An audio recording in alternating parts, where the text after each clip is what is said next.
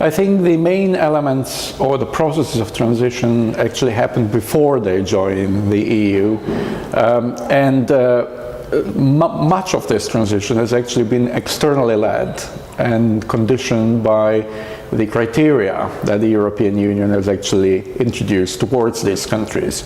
And now some of these countries have genuinely changed and reformed, but many of them, pretty much all of them, and to a different degree though, have simulated reforms.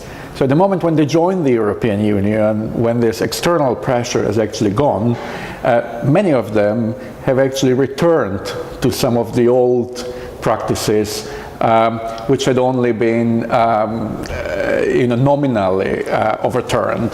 So what we see actually is in a number of countries, including also some East Central European countries such as Poland and Hungary and Baltic states and so on, we see the return of nationalism. We also see the return of some practices of corruption, and even in some instances, quite surprisingly, for example in Slovakia, issues of violence related to corruption and to some political issues.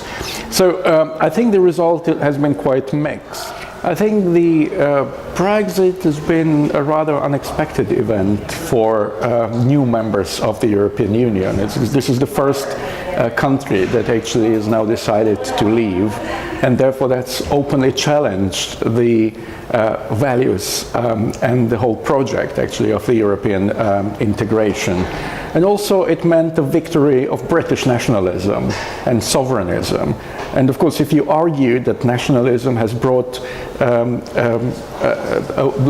has caused wars and brought to violence and has been one of the key reasons for violence in the Balkans, for example, or in the Middle East and elsewhere, then of course it's very difficult to reconcile Brexit with this message. So the impact of Brexit could not be positive, because the victory of nationalism anywhere would actually encourage further nationalism in other parts of Europe.